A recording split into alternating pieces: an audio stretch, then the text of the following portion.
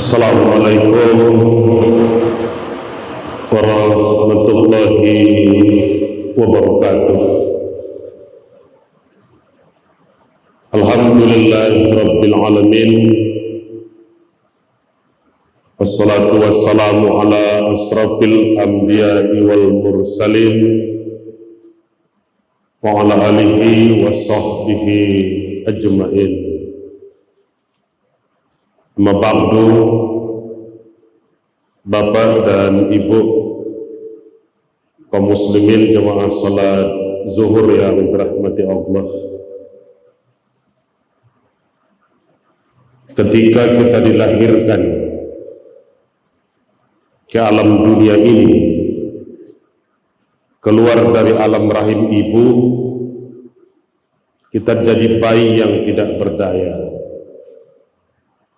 Karena tidak ada yang kita bawa. Tidak ada anak yang lahir bawa rekening, bawa ATM,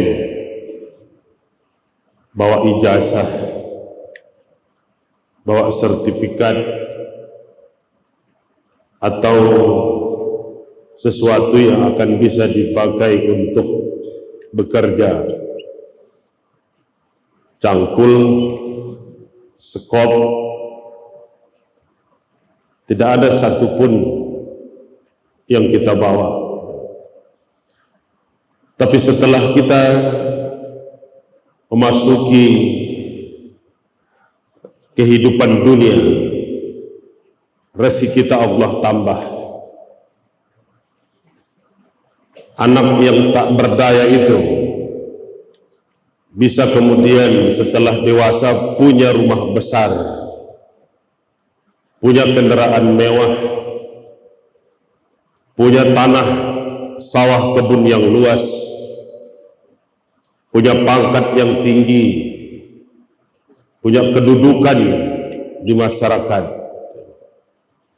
Padahal waktu lahir tidak ada yang membawa apapun. Agar kita tidak lupa diri dan lupa daratan, Allah Subhanahu wa taala mengingatkan kita dalam surat At-Taqabun ayat 15 dan 16. Bismillahirrahmanirrahim. Innama amwalukum wa auladukum fitnah. Sesungguhnya hartamu dan anak-anakmu adalah fitnah bagimu. Kalau engkau punya kekayaan, punya limpahan rezeki dan karunia yang Allah berikan kepadamu, punya jabatan, punya kedudukan, hartamu itu dan anak-anakmu itu adalah fitnah bagimu, ujian yang berat, persoalan yang sulit, tanggung jawab yang besar.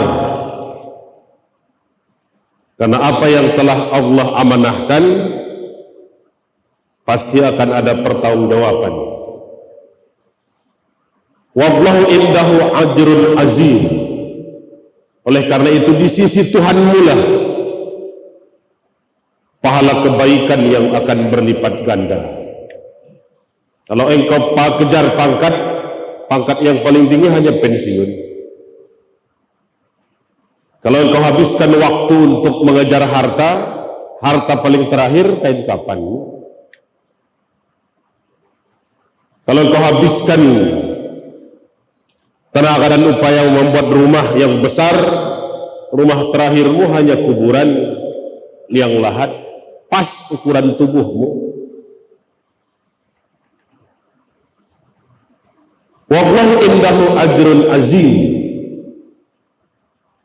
Di sisi Tuhanmu lah pahala kebaikan, balasan ganjaran yang akan berlipat ganda.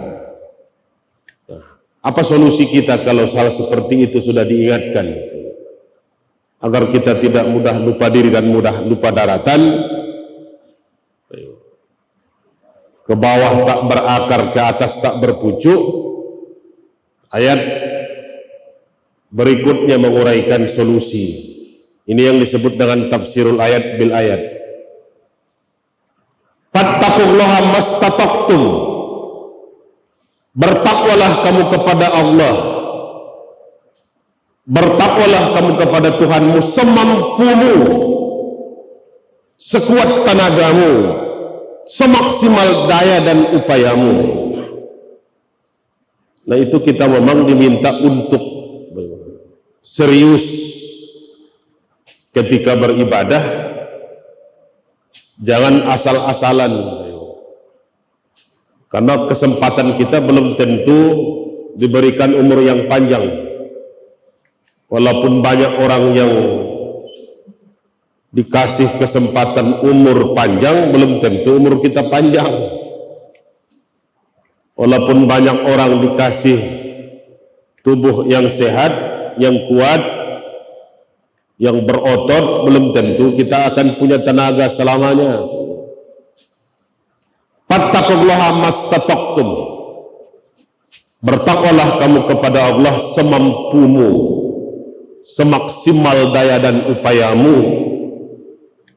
Maknanya jangan asal-asalan, karena masih ada alam lain setelah alam dunia, masih ada akhirat setelah dunia kita yang sekarang, ada hidup setelah kematian, masih ada pertanggungjawaban di hadapan Tuhan di padang mahsyar kelak. Cukupkah dengan bertakwa semampu kita saja? Tidak, tentu butuh ilmu. Wasma'u, mendengarlah kamu, banyaklah kamu mendengar. Inilah makanya kita perlu menambah ilmu, menambah pengetahuan, agar tidak salah arah dan salah tujuan. Kalau mendaftar di perguruan tinggi, belum tentu semua kita melewati masa itu. Tapi kalau mau untuk belajar, tempat belajar rupanya banyak membuka kesempatan. Di masjid saja ada pengajian, ada majelis taklim, ada wirid, ada tausiah, kan tidak bayar.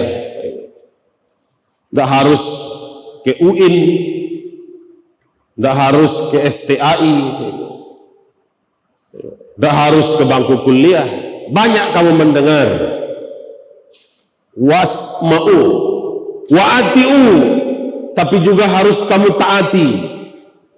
Jangan sampai ilmu tidak bermanfaat.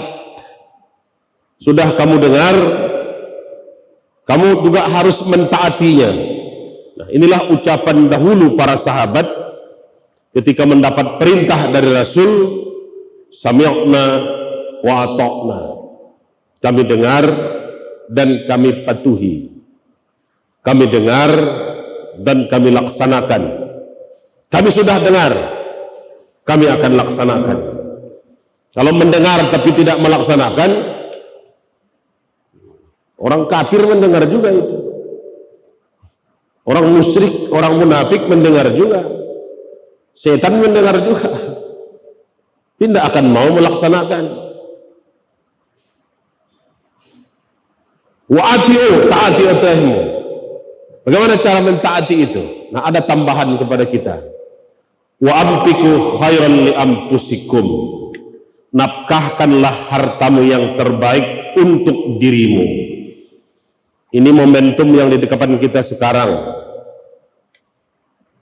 Hari ini 20 Juni, 20 Juli bulan besok, kita sudah akan mendengar kumandang takbir selama 4 hari. Idul Adha dan hari Tasyrik.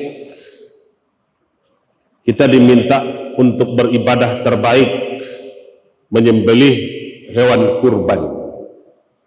Kita tahu untuk hari nahar, 10, 11, 12 dan 13 Zulhijjah tidak ada ibadah yang paling Allah ridho, tidak ada ibadah yang paling Allah senang, tidak ada ibadah yang paling Allah cintai selain mengalirkan darah hewan kurban. Karena itu kalau nanti jatuhnya Idul Adha di hari Selasa, Rabu, Kamis, Jumat, Kamis saja tanggal 12 Zulhijjah itu kita tidak dibolehkan untuk puasa sunat. Pahala puasa kan besar, nilainya luar biasa, iya. Tapi kalau masuk di hari nahar, Allah tidak minta kita puasa, haram bahkan. Yang diminta adalah mengeluarkan harta. Wa ampiku khairan li ampusikum, nafkahkan hartamu yang terbaik untuk dirimu. Kalau kita kadang beli mobil kredit 3 tahun, mau kita pergi pagi pulang sore untuk mendapatkan itu. Pertanyaannya, mobil yang kita beli mahal itu bisa tidak kita bawa sampai ke akhirat? Kendaraan yang bisa melaju di padang mahsyar, di yaumil hisab, bisa kita naik. Kurbanmu adalah kendaraanmu. Kalau di dunia sakit saja kita, mobil kita sudah ganti dengan ambulan. Meninggal kita, mobil pribadi tidak dipakai lagi. Mobil yang pakai sirene itu lagi yang dipakai. Wa ampiku khairan li ampusikum, nafkahkan yang terbaik untuk dirimu. Wa mayyuqa suha nafsihi, siapapun di antara kamu yang lepas, yang bebas, yang keluar dari sifat sampili karyang sakubajai, lepas dari sifat pelit, jauh dari sifat bakhil, faulaika humul muflihun, barulah kamu termasuk orang-orang yang beruntung. Jadi kalau kita masih baretong-baretong juga, beribadah baretong juga, berkurban baretong juga, jangan-jangan kita termasuk orang yang rugi dunia, rugi akhirat. Bagaimana? Assalamualaikum warahmatullahi wabarakatuh.